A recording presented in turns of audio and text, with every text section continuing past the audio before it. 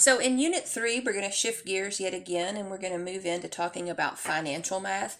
And this is actually probably one of the most beneficial units that you will cover in any math class that you take throughout college, because this is all associated with things that you will actually do in your life, such as purchasing a home or opening a savings account or saving for your child's college future or retirement payouts, or just going to the store and trying to figure out if you have a 20% coupon, then how much are you going to have to pay.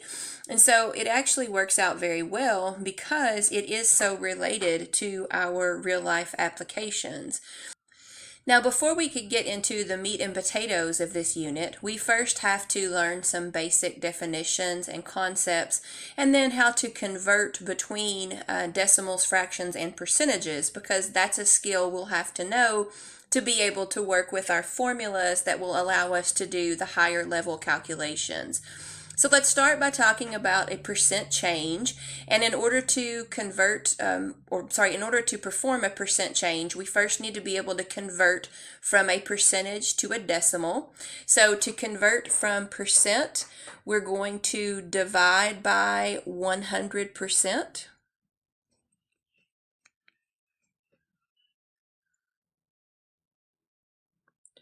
Or move the decimal point 2 places to the left. If we want to convert to a percent, so we're starting with a decimal and we're trying to convert to a percent, then we're going to multiply by 100% or move the decimal point 2 places to the right. So if we want to express the following as both a decimal and a simplified fraction, well, notice that we're starting with percentages in each case. So the first thing that we're going to do here is, in order to go from a percent to a decimal, we're going to divide by 100%, or we're going to move the decimal point, which starts right here. We're going to move it 2 places to the left. So we end up with 0.16. Now, as a fraction, we have to be able to convert this decimal into fraction form. And remember, to do that, we're simply going to take the number, which in this case is 16, and we're going to put it over top of the place value of this rightmost digit. So it's in the hundredths place. So it will be 16 over 100, which is going to simplify down into 4 over 25. So 16% would be the decimal 0.16, or the fraction 4/25. For 8.75%, we're going to do the same thing. We're going to move the decimal point, which starts here, 2 places to the left. Since we do not have a digit right here, we have to add in a placeholder. So we're going to add in a 0. So 8.75% would be 0.0875 as a decimal. Then to convert it to a fraction, we're going to write the number, so 875, over top of the place value of this rightmost digit. So this is the tenths, hundredths, thousandths, 10,000ths.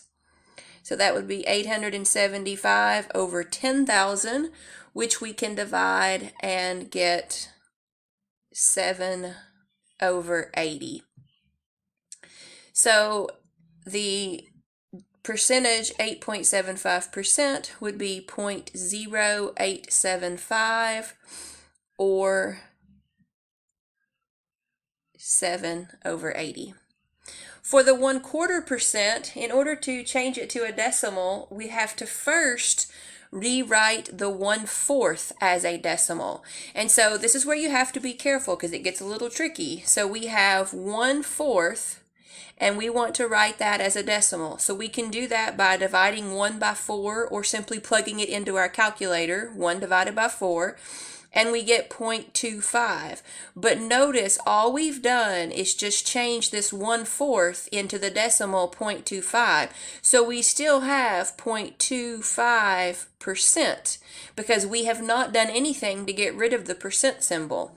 So now, to convert from a percentage to a decimal, we actually have to move the decimal point 2 places left, which gives us the decimal of 0.0025.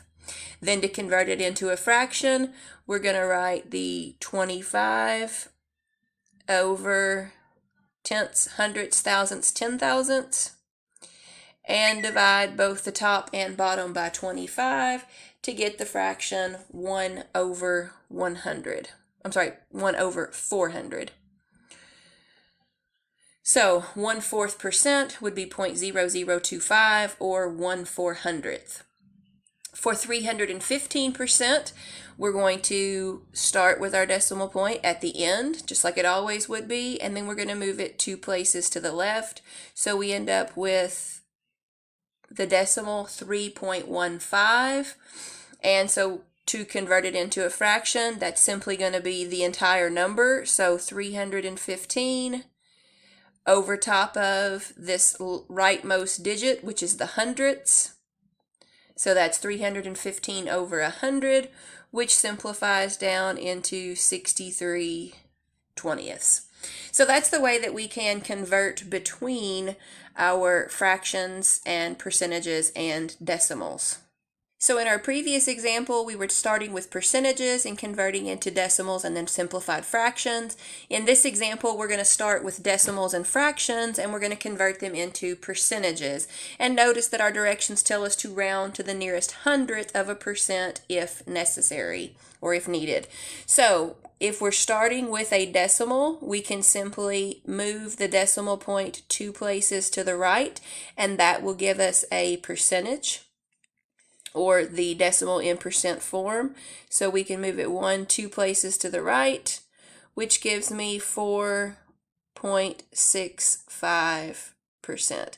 And remember that when we move the decimal point 2 places to the right, that's changing it to percent form, so we add the percent symbol. For 5.3, again, to change it into a percent, we're going to move the decimal point 2 places to the right, which gives us 530%. For 5/8, the first thing that we have to do is to convert that into a decimal, and we can do that by plugging that into our calculator, and we get the decimal of 0.625, which we can then convert into a percentage by moving the decimal point 2 places to the right. So we get 62.5%. For 4 2/3, again, the first thing we need to do is to convert the fraction 2/3 into a decimal. So we can do that by plugging it into our calculator, and we get 4 because the whole number remains 4. And then the decimal that we get is 66666.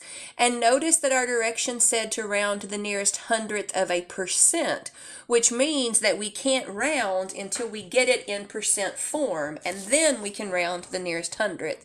So I'm just going to carry it out to several decimal places, and then I'll round once I get it into percent form.